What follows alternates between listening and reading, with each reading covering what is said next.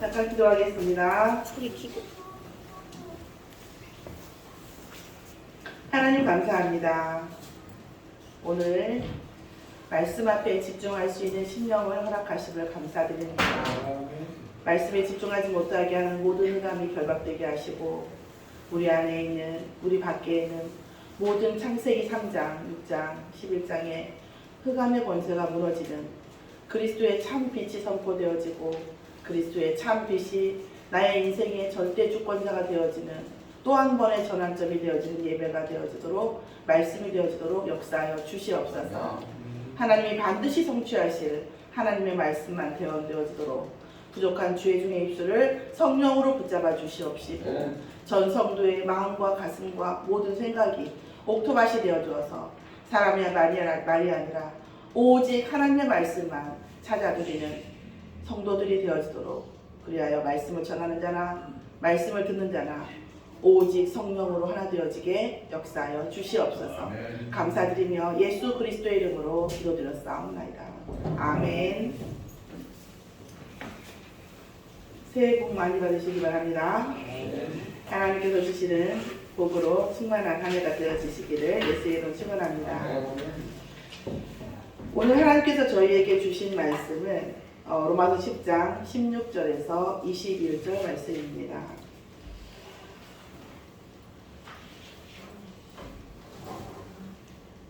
하나님의 그 조직신학에서 하나님의 속성에는 많은 것들이 들어있죠. 제일 속성이 이제 공평하다라는 것과 여러 가지가 있습니다. 그 중에 이제 하나님의 사랑의 속성도 들어있죠. 오늘 말씀 속에는 하나님의 사랑의 속성이 또 잘 드러나 있는 말씀이기도 합니다. 제가 서론에는 잠깐의 문화 메시지를 드린다고 말씀을 드렸죠. 지금 그 드라마에서 넷플릭스죠. 더글로리라는 드라마가 굉장히 세계적으로 히트를 치고 있어요. 핫합니다. 3월달에 다시 시즌 1이 끝났고 시즌 2를 3월달에 다시 시작한다고 하더라고요.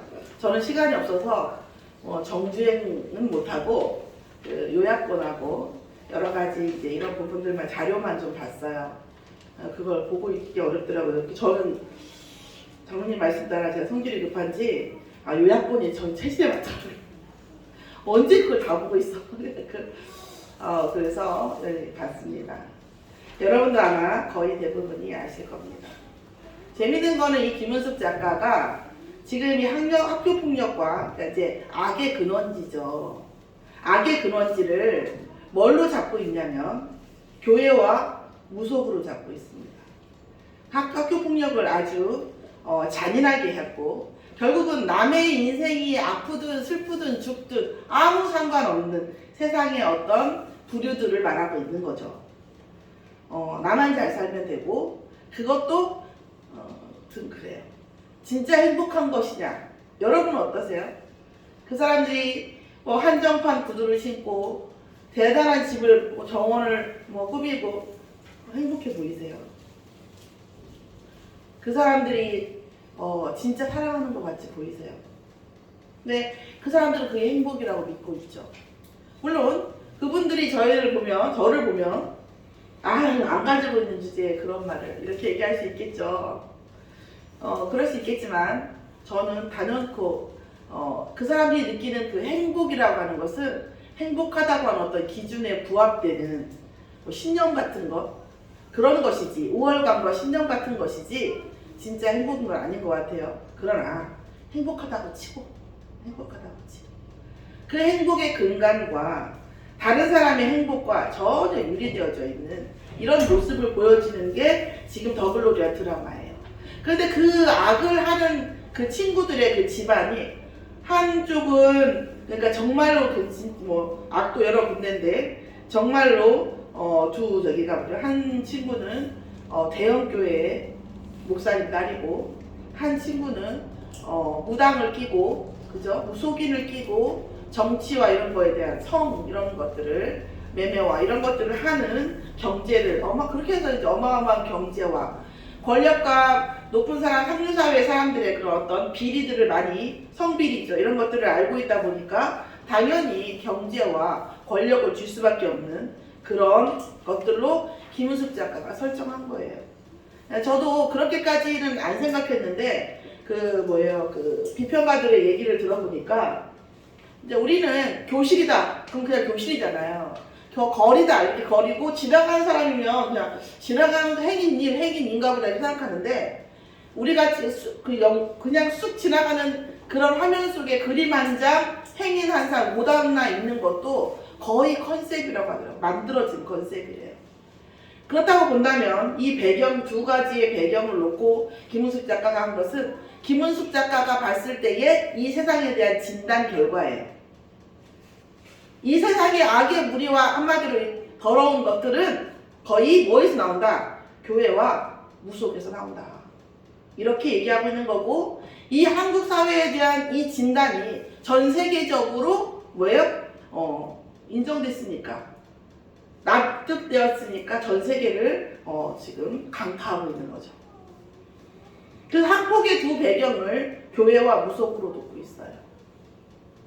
그러면 이 교회와 무속에 대한 이 드라마에서 보는, 물론 저도 보고 많은 사람들도 보지만 제가 보는 관점에서는 이 교회와 무속에 어떤 공통점이 보여진다는 거예요. 세상이 보는 공통점 뭐냐면 극도의 이기적인 기복신앙이라는 거예요. 둘 다 똑같다는 거예요. 극도의 남들이 어떻든 극도의 이기적이고 이중적인 기복신앙. 나만 복 받으면 되고. 그래서 여러분 그 목사님 딸 역할을 하는 그 딸아이가 그런 얘기하는 거예요. 나는 이 돈 주고 구원 받지만 너는 구원 못 받을 거야. 이런 식으로 얘기를 하고, 이 귀한 자리에 천한 네가 왔네. 이런 식으로 얘기를 해요. 그러니까 그 영적인 것, 구원이라는 것이 아예 그 영적인 것에 대한 천국에 대한 소망이 없는 게 아닌데, 없는 건 아니에요. 그런데 많은 없는 건 아닌데 없지 않다고 그게 완전한 건 아니잖아요. 그 사이에서 뭐예요? 극도의 이기적인 기복신앙이에요. 응답을 받고 복을 받고 잘 살고, 그러면서 남들에게는 어떻게 보여지는 것은 사랑이고 내 이웃을 사랑하라, 뭐 오리를 가라고 하면 십리를 가고, 이런 설교가 나오는 거예요. 그리고 그렇게 뭐 설교하는 그 목사님이, 제가 그 드라마 내용을 다 보진 않았는데 짐작컨대 이제 집에 들어오면 율법에 의해서 딸을 엄청 폭행하고 그러겠죠. 극도의적인 이기적인 굴복신앙이라는 거예요. 하나님 복음이 내 안에, 그런데 저는 이 교회와 무속을 같이 봤다라는 것이 슬프고도 슬퍼요. 제가 무속하고 저 나름대로의 신앙 안에서 하나님 앞에 응답받았던 것들이 무속하고 복음의 차이가 뭐냐라는 것이 이거였거든요. 저는 무속은요, 옆집 애가 아무리 공부 열심히 해서도 개 떨어뜨리고 내 아들 되게 해달라는 게 무속이고 기복신앙이에요. 그런데 하나님은요, 전도 외에는 전도에 대한 사명이 있거나, 두 번째로는 내 아들을 1등을 시키겠다, 하나님 자녀를 1등을 시켰다고 하면 1등 할 수밖에 없도록 몰고 가세요. 그리고 1등 할 수 있는, 공부를 할 수 있도록 힘을 주시든지 환경을 주시든지 자극을 주시든지 사건을 주시든지 그럴 수 있는 사람을 만드는 거예요. 그러니까 다윗이 기름 부음 받고 그 다음날 왕궁으로 안 갔잖아요. 기름 부음 받고 어떻게 했어요? 끊임없이 왕으로서의 훈련을 어마어마하게 받았잖아요. 요셉이 총리 바로 안 됐잖아요. 수많은 과정 속에서 불신자가 인정하고 또 사단이 인정할 정도로. 욥이 왜 고난받았어요? 사단의 인정을 받기 위해서 고난받았어요. 사단이 인정하지 않았어요. 하나님, 제가 너무 하나님 복을 많이 받고 뭐든지 주시는 대로 100배, 10배 응답받고 하니까 하나님 믿지, 제가 과연 고난 속에서 하나님 믿겠습니까? 나는 인정할 수 없습니다. 그러는 거예요. 그런데 하나님의 속성이 뭐라고요? 공의예요. 공평. 나는 믿는다. 자, 그러면 해보라는 거죠. 하나님은 극도의 이기적인 기복신앙을 원하지 않으시고, 이건 극도의 이기적인 기복신앙은 이건 우상숭배의 대표적인 특성입니다. 그러면 이렇게 우상숭배는 하면 이들은 물론 복음 받을 수 있겠죠. 작가는 응답 받을 수 있어요. 그런데 그게 뭐예요? 그거를 빌미로 평생 노예되고 포로되고 속국되는 거죠. 질질 끌려다니면서 이용당하다가 결국 버림받는 것이 우상숭배의 결과예요. 그런데 이 김은숙 작가나 이 세상이 교회와 똑같이 무속을 극도의 이기적인 기복신앙으로 봤다는 것은 뭐 세상을 탓하기 전에 내 안에 혹시 그런 게 없는지 우리가 점검해 봐야 돼요. 우리가 정말 그리스도가 주인 되어지고 복음 안에서 언약 따라가겠다는 우리가 소명을 하기 전에 하나님 내게 응답해 주시라고. 하나님 내게 해주신 게 뭐 있냐고. 근데 그런 말 있었잖아요. 효자는 불효자는 웁니다라고 울고 불효자는 아버지가 나한테 해준 게 뭐 있어요. 이렇게 한다고 하더라고요. 우리가 정말 하나님 앞에서 정말 하나님 내가 진짜 언약 따라가고 있습니까? 정말 그리스도가 내 인생의 정말 주인입니까? 새벽에 기도하는데 이제 진주에서 아침에 왔는데 새벽에 그 동생 집에 이렇게 카페방이 있어요. 카페처럼 꾸며놓은 방이 있는데 통유리로 다 해놓고 그 보면 완전 그 남강의 천변이 다 이렇게 쫙 보여요. 기도하기 좋더라고요. 그래서 어제 늦게까지 한 2시까지 기도하고 5시, 6시 정도 일어나 또 기도하는데 그 찬양을 좀 들으려고 폈더니 렘브란트라는 목사, 무신론자에서 목사로 순교하신 그분의 일생을 잠깐 나오더라고요. 그러면서 13년간 감옥에 있으면서 온갖 고문을 타당하고 또 먹는 거에다가 그 강제적으로 마약을 넣으니까 나중에 주기도문도 잃어버리고 하나님 주기도문이 생각나지 않습니다. 거룩하신 여호와께서 내 안에 계시고 예수가 그리스도인 것밖에 생각나는 게 없어요. 마약을 계속 주입을 하니까. 그렇게 하는 그걸 보면서 저는 회개가 되는 거예요. 하나님 내가 정말 고난 중에 그리스도를 붙잡겠습니까? 아니 순교는 할 것 같은데 순교는 할 것 같아요. 근데 이렇게 고난의 13년, 20년을 고문당하고 고난당하고 이렇게 하면서 내가 정말 복음 가지고 저 그럴 수 있는 믿음이 있습니까? 내가 질문했다니까. 이 질문했어요. 그러면서 하나님 정말 이 말씀 속에서 성도의 영혼이 깨어나게 해달라고 기도했어요. 그러면서 교회와 무속을 보면서 또 뭐라고 했냐 김은숙 작가가 그리고 세상이 평가하기를 뭐냐 그런 주제에 극도의 이기적인 기복신앙이 있는 주위에 또 뭐 있다? 영적 우월의식은 또 뭐다? 강하다라는 거예요.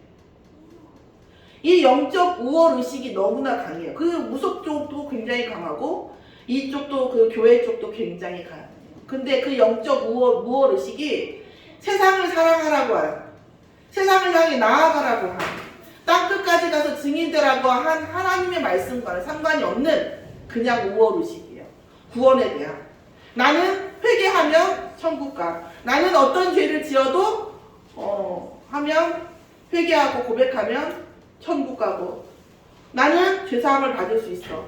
저는 이런 말 들었어요. 전도 현장에서. 시장에서 어떤 분이 너는 구원 못 받겠지만 나는 이렇게 뭐 잘못을 욕을 하고 싸웠겠죠. 나는 이렇게 욕하고 싸웠어도 집에 가서 기도하고 회개하면 나는 죄 없어. 너는 죄 있고. 이렇게 하는 사람도 있다고 하더라고요. 봤다고 하더라고요. 그런 고백을 들었었어요. 원래 원론적으로 얘기하면 틀리냐? 맞죠? 맞는데 맞는 말이 아니잖아요. 맞는 말이에요. 맞는 말인데 맞는 건 아니잖아요.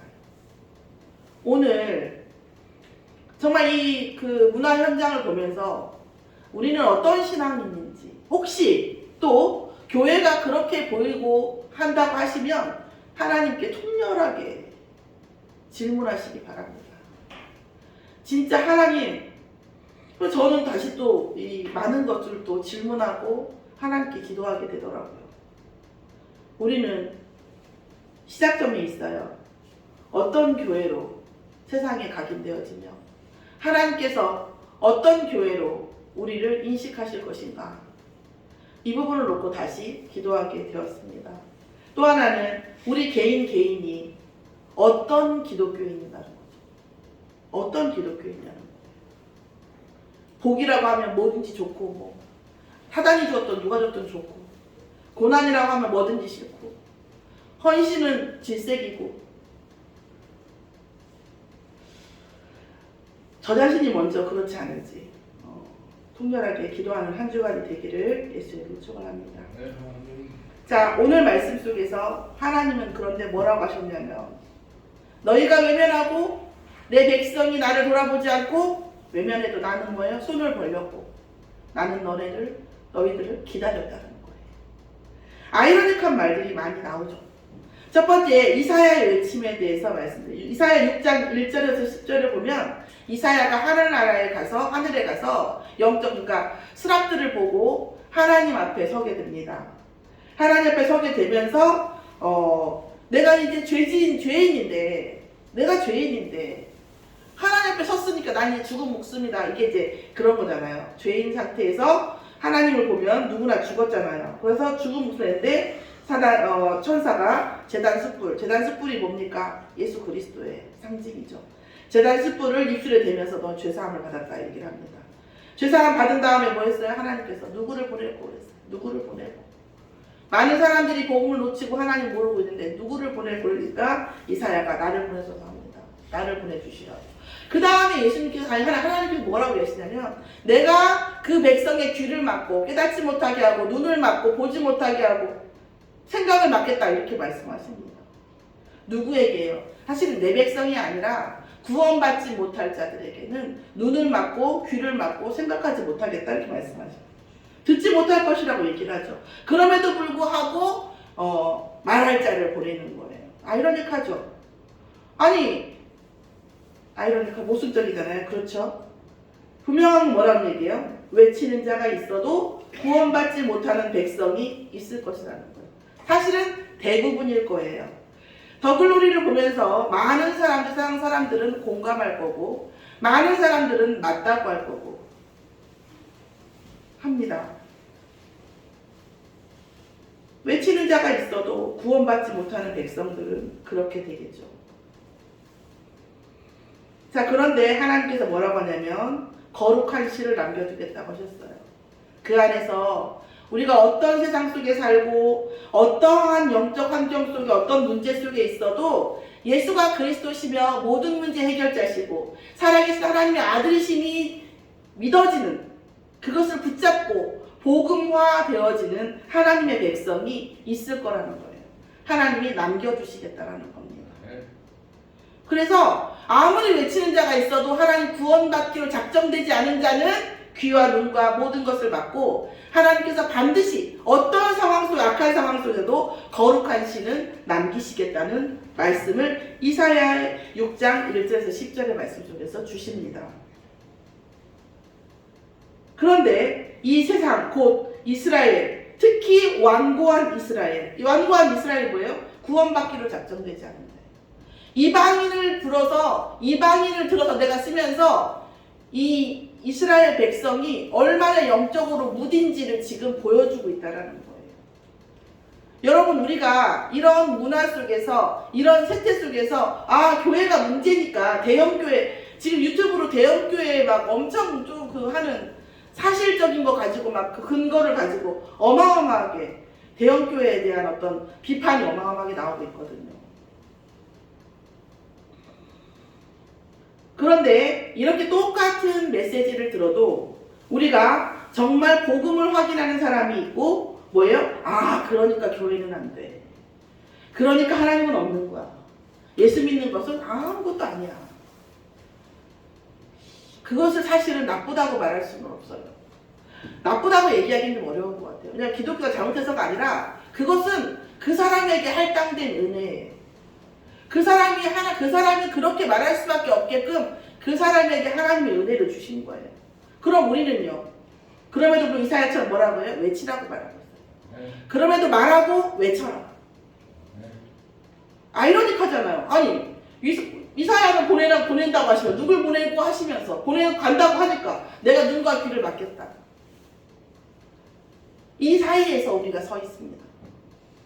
하나님은 예수가 그리스도시라고 그러고 모든 문제 해결자 되신다고 그러고 하나님께서 모든 것을 너희에게 증거로 주시겠다고 해놓고 또 뭐예요? 너희가 외치지만 현장에서는 듣지 않을 거라고 말해요. 이거 아이러닉하잖아요. 그러면서 뭐라고 얘기하십니까? 백성이 듣지 못할 것이고, 백성이 알지 못할 것이고, 백성이 깨닫지 못할 것이라고 말씀하십니다.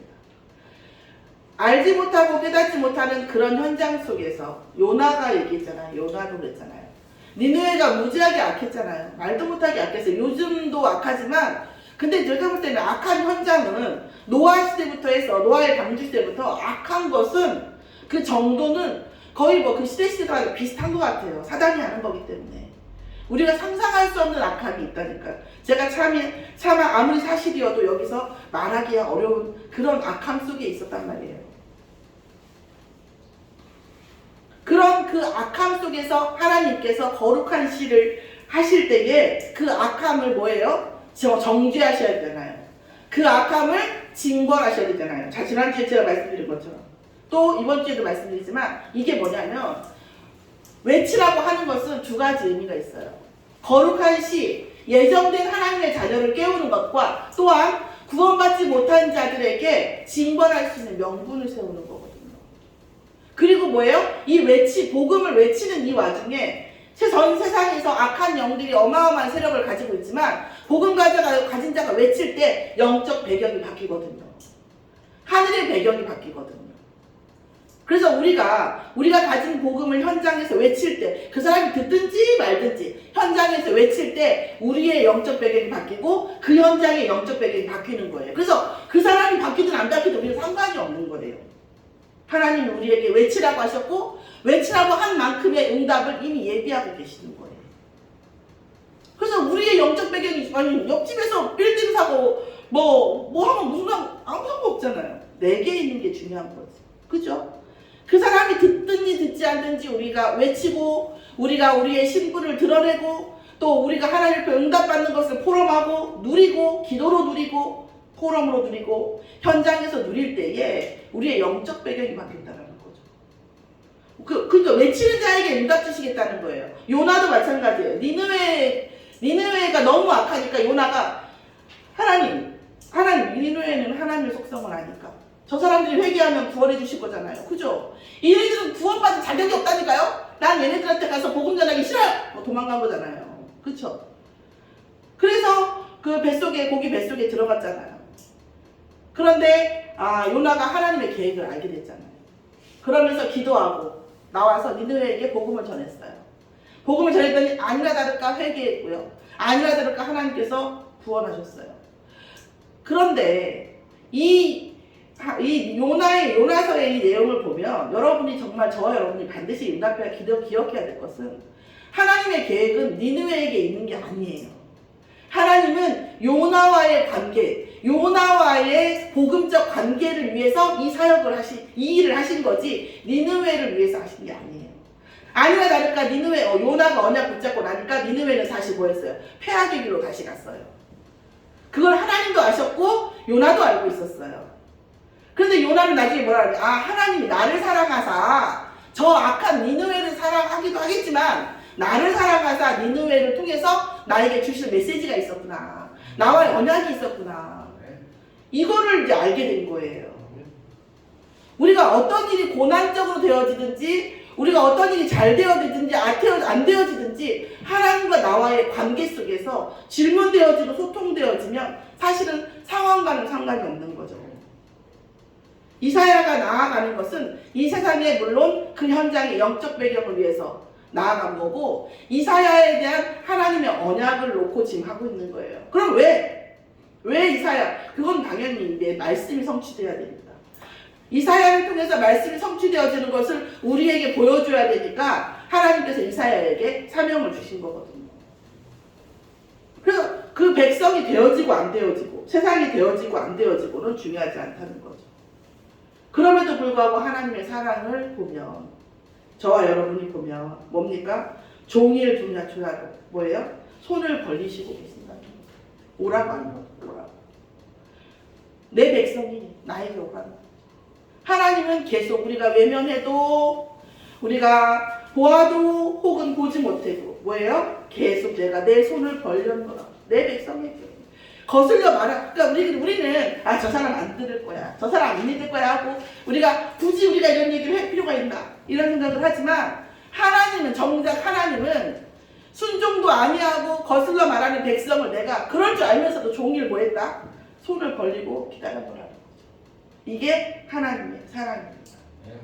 이 사랑이 저와 여러분을 충만케 하는 오늘 주일이 되기를 예수의 이름으로 축원합니다. 그러면서 어떻게 했습니까? 찾으시는 하나님이다. 하나님의 사랑은 찾으시는 분이랍니다. 하나님은 찾으시는 분이에요. 그래서 제가 언제나 얘기했지만 우리가 구원은 6월절 구원은 피를 조금 발라도 되고 많이 발라도 결국은 구원 받아요. 정말 저도 그런 걸 느낀 게 저 영접을 가짜로 한 거 아니야? 그냥 의례적으로 한 거 아니야? 그렇지만 의례적으로 했다 할지라도 그 사람은 어떻게 보면 가능성의 문제지만 구원받을 가능성이 훨씬 높아요. 나중에라도. 진짜 그 구원에 관계가 없는 사람들은요. 예수 그리스도라는 말을 못해요. 특히 점쟁이들. 특히 우상 숭배 많이 하는 사람들은요. 예수 그리스도라는 말 단어를 말하기가 너무 어려워하더라고요. 이런 식으로 돼 있어요.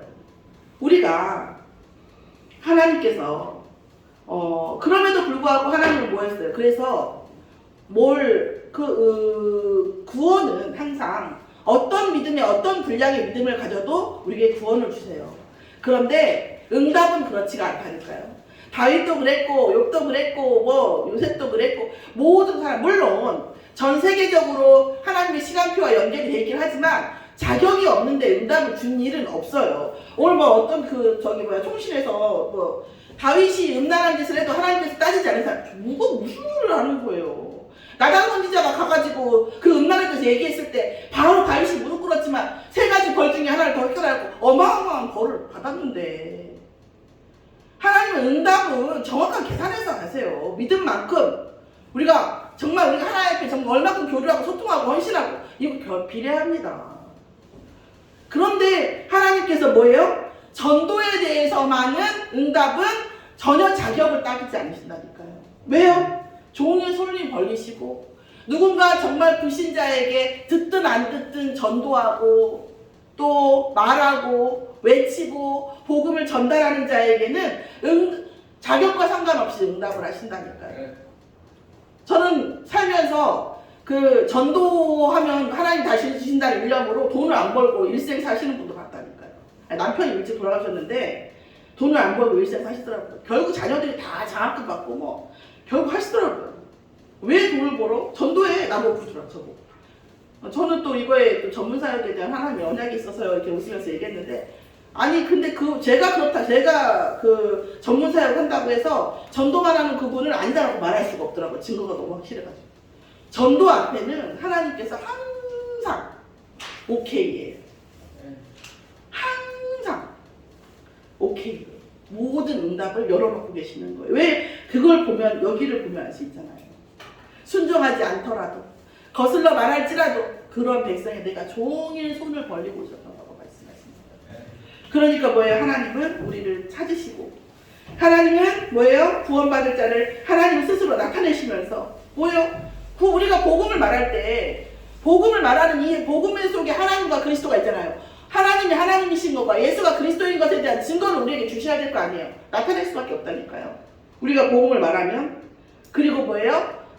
이스라엘에 대하여 이스라엘의 잃어버린 어린 양 복음에 잃어버린 어린 양 이스라엘에 대하여 종일 손을 벌리고 계신다는 거죠. 우리가 믿음을 가졌다가 믿음이 약해진 자도 결국 이스라엘에 잃어버린 어린 양이죠. 하나님은 종일 손을 벌리고 계신다는 겁니다. 그리고 그 자들에게 말할 듯 순종하지 않고 거스를지라도 외치는 자를 보여 가장 긍휼하게 여기신다는 거예요. 오늘 하나님의 이 사랑이 물론 하나님의 사랑의 전체를 말씀드리는 건 아니에요. 복음의 전체를 오늘 다 말씀드릴 수는 없죠. 제가 많이 부족하니까. 그러나 오늘 제가 여러분에게 전달하는 이 사랑이 정말 전달되어져 있기를 예수의 이름으로 축원합니다. 그럼 우리는 그 하나님 사랑 앞에서 어떻게 해야 될까요? 정말 하나님의 사랑 앞에서 우리는 뭐예요? 하나님의 말씀을 듣도록 오타가 났네요.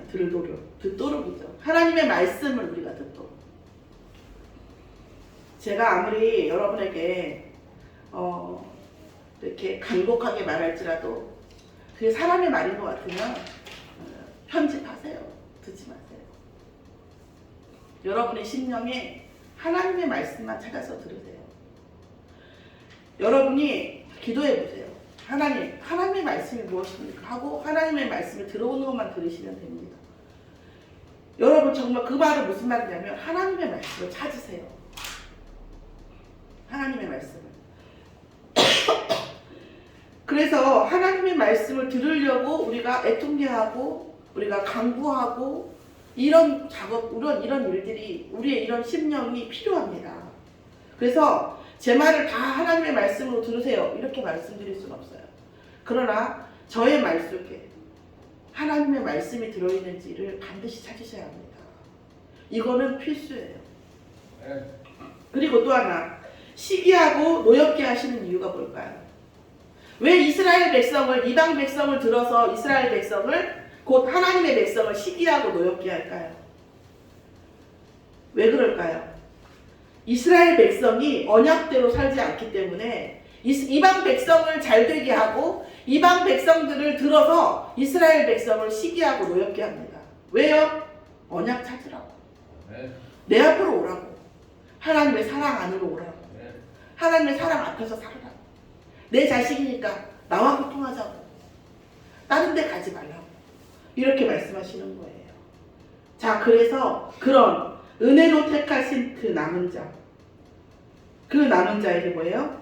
그 남은 자에게 뭐라고 하시냐면 남지 않은 자, 구원받지 못할 자의 눈과 귀를 막으시면서 복음을 전파하는 거죠. 왜 눈과 귀를 막으셔요? 택하지 않은 자가 구원받는 걸 원하지 않으시기 때문입니다. 구원받지 않기로 작정된 자의 눈과 귀를 막으시면서 구원받기로 작정된 자에게 뭐예요? 복음을 전파하라고 하세요. 그게 우리가 세상을 이기는 방법이고 세상을 정복하는 방법입니다. 그러면서 뭐합니까? 그 사이에 들어있죠. 하나님이 이처럼 우리를 사랑하셨듯이 우리도 이처럼 세상을 사랑하기 바라는 거예요. 우리가 세상 사람들을 미워하고 노여워하고 막 우리 복음 전했는데 듣지도 않고 내가 복음 전하라고 딴소리만 듣고 이런 분노하라는 게 아니라 하나님의 그 사랑을 우리가 받았듯이 우리도 세상을 사랑하라는 거예요. 여러분이 자녀 그리워요. 저는요 정말 하나의 복음 구원받은 것은 기본이고 제 손녀 유주가 있잖아요. 유주한테 하나의 기도 제목만 잡으라고 한다면 하나의 언약만 잡으라고 하면 응답을 받으라고 하면 당연히 예수가 그리스도를 구원하고 딱 하나예요. 저는 유주가 세상을 말도 못하게 사랑했으면 좋겠어요. 하나님의 사랑을 세상에 전하려고 하는 그 심령이 있었습니다. 저는 그닥 그거 하나만 있었으면 좋겠어요. 우리의 자녀들이 세상을 사랑할 줄 모르면 달란트는 결국 한계가 와요. 우리 자녀들이 혹은 세상 사람들이 갈비를 만들면서 갈비집을 하면 세상을 사랑할 수도 있고 호떡집을 하면 세상을 사랑할 수 있어요. 문구점을 가도요 정말 애들이 이뻐서 그 장사하는 사람이 있고요. 정말 코 묻은 돈을 어떻게 하면 벌어볼까 하고 장사하는 사람이 있어요. 그죠? 우리의 랩런트들이 하나님의 사랑으로 세상을 사랑했으면 좋겠어요. 자, 이런 말씀을 하나님께서 주십니다. 하나님은 뭐예요? 전도에 미련한 것으로 구원의 방법을 택하셨습니다. 구원받은 자가 세상을 향해서 전도에 미련한 것으로 세상을 정복하고 영적 배경을 바꾸고 우리의 운명을 바꾸고 우리 가문의 운명을 바꾸고 우리의 후대를 복음으로 세우는 방법으로 택하셨습니다. 또한 우리가 분명히 외쳤는데 우리가 분명히 말했는데 듣지 아니하는 자들에게 뭐예요? 영벌이에요. 여러분 우리는 개와 고양이하고는 달라요. 개와 고양이는 우리가 이뻐할 뿐이지 우리는 개와 고양이 달라요. 우리는 영원한 생명이 있다고요. 영혼이 있는 존재라고요. 개와 고양이는 혼만 있어요. 생각이 있는 거지. 영혼은 없어요. 근데 우리는 영혼이 있단 말이에요. 그래서 죽어도 이 영혼은 천국에 갔다가 나중에 마지막 날에 육신과 물리적으로 뭐예요? 예수님처럼 육체와 영혼이 다시 재결합해서 부활한다는 말이에요. 그리고 천국에서 영원히 사는 영생을 가지는 존재예요. 지옥을 가는 존재도 부활해요. 부활해서 어디로 가요? 지옥으로 영원히 살아요. 여러분 인생관과 세계관과 종말을 정확하게 알고 계셔야 돼요. 우리는 영원히 사는 존재예요. 그래서 우리는 장례식에 가도 노래를 부르는 거예요. 찬양을. 뭐예요? 이사 가신 거예요. 아이고 당분간 못 보니까 서운은 하네. 이런 마음이에요. 영원히 못 보내 이런 게 아니에요. 우리는 영원한 존재입니다. 그러니까 이 세상 사는 동안에 복음을 그렇게 전파하고 복음을 그렇게 말했는데도 끝까지 극악무도하게 그렇게 살아가는, 하나님을 외면하는 그런 모든 생명들에게 영원히 하나님의 은혜 1도 없는, 지금은 은혜 있죠. 하나님이 만드신 해, 하나님이 만드신 세상, 하나님이 만드신 비, 모든 걸 같이 누리고 있죠. 우리가 경제도 같이 누리고 있고. 그러나 그 영원한 그 영벌의 세계에서는 그 싫다고 하는, 그 마다고 하는 그 하나님의 은혜 1도 없는 그 지옥에서 영원히 살게 되는 거죠. 우리는 그런 차별성이 있는 겁니다. 자, 이 영원한 생명에 대한 것이 있다고 한다면, 안다고 한다면 어떻게 극도의 인위적인 기복이 나옵니까? 하나님 우리를 얼마나 애절하고 그리스도께서 얼마나 처절하게 우리를 사랑하고 가셨든지, 그리고 우리 안에 성령으로 함께 하시는지 알면 어떻게 이렇게 나옵니까? 모르니까 그러겠죠. 어쨌든 남을 가해하는 것이, 저는 그렇게 생각해요. 앞으로 4차 산업을 더 하고요. 남의 감정을 읽는 것, 남을 위로할 수 있고 남의 어떤 느낌과 생각을 공감할 수 있는 능력은 아마 어마어마한 그 경제와 연결될 겁니다. 그런데 어렸을 때부터 남을 때리고 남을 가해하고 남이 슬픈 것이 좋으면요, 그 자체가 징벌이고 형벌이에요. 그 사람은 절대 경제선에 갈 수가 없어요. 남을 해치고 남이 잘못되는 것이 기뻐, 그 사람은요 절대 응답 받을 수 없어요. 이거는 하나님이 응답이 아니라 세상의 루틴에도 그렇고요. 앞으로 4차 산업혁명에는 인간성, 공감성, 극히 인간적인 것, 선한 것, 이것이 어마어마한 가치로 올라옵니다. 두고 보세요. 남을 힘들게 하고 사랑할 수 없는 것은 그 자체가 형벌이고 징벌인데, 그뿐 아니라 그 인생이 결국 영원한 벌 속으로 가는 것에 대한 명분이 돼요. 하나님도 명분이 있어야 벌을 주실 수 있거든요. 그래서 지금은 놔두시는 거예요. 왜요? 영원한 벌 속에 있게 하기 때문에, 있게 해야 되기 때문에. 그래서 여러분께서 정말 하나님과 인격적인 소통 속에서 하나님의 사랑이 나에게 어떻게 와 있는지 정말 한 주간 묵상되어지면서 우리의 자신의 인생, 남은 인생과 우리 후대들이 하나님의 사랑을 그 인생을 통해서 전달할 수 있는 언약이 세워지는 한 주가 되어지기를 예수의 이름으로 축원합니다. 기도하겠습니다. 하나님 감사합니다. 정말 백성이 거슬려도, 우리가 때로는 하나님의 마음을 떠나 있을 때에도 하나님께서는 반드시 손을 벌리고 우리를 기다리시는 분이심을 고백하고 믿고 찬양합니다. 이 언약이 마지막 날까지 우리의 언약이 되어지도록 역사하여 주시옵시고, 이 언약을 후대에게 전달하는 기념비적인 믿음의 두상이 되어질 수 있도록 역사하여 주시옵소서. 감사드리며 예수 그리스도의 이름으로 기도드렸사옵나이다. 아멘.